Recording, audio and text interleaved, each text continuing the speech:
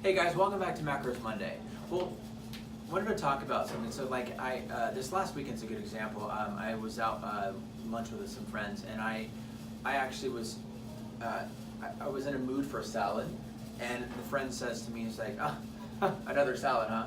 Kind of laughed, and I was just like, kind of a jerk, huh? So, it's surrounding yourself with positivity, and he realized too, he was like, oh, I'm really sorry, I didn't mean for that to come across that way.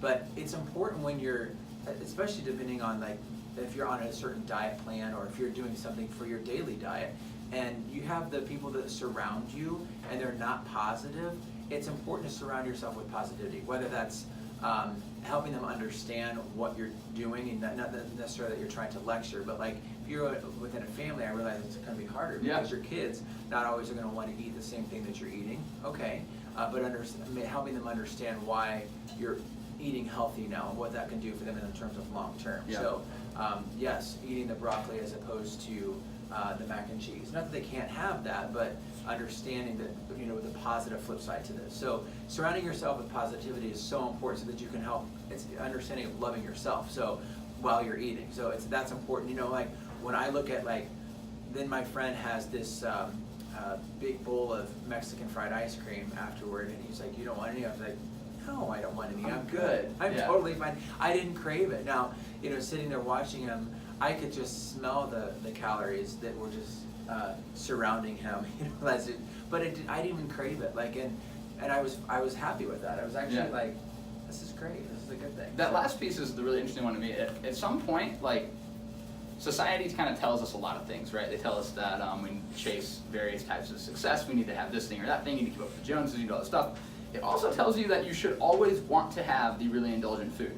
Sure. And I've noticed this over the last month or so, that there are legitimately times that no, that is not what I actually want. Even from a taste standpoint, it's I don't really want that. I don't want the feeling that comes after it, where I'm just and not the feeling of guilt, the literal stomach feeling of whoa, I'm really full, and I have a stomach, a sugar rush, and I'm that was a lot. Sometimes that sounds good, and when that sometimes happens, every now and then I have one. Yeah. Sometimes I'm like, or maybe it's celebrating something. Something's going on. This is awesome. I'm going to have that thing. But there are times where you legit don't actually want that, and if you can let yourself be that way, and this is one thing that I find works. People around you who do that, they genuinely think you're missing out. They're not trying to be rude normally, most of the time. But what they think is oh my gosh, I can't believe you're gonna miss out. Here we are at this amazing restaurant, and they have these delicious burritos or whatever it is, and you're gonna skip it, or we're at this really good burger joint, and they also happen to have chili on the menu, which is also really tasty, and maybe it's what you want over a burger, and they're thinking to themselves you're missing out because you're trying to live up to some diet, and it's I'm actually not. If you can advise the people around you hey, I know that to you this is gonna seem weird, all right, but to me this is what I want for myself, and so just know that when I choose to have the thing that's not as indulgent, I'm still going to enjoy it. I'm actively choosing to do that. It's what I want to do, and letting people know that will help them be on your side. Because what they genuinely think, I'm trying to help you from missing out.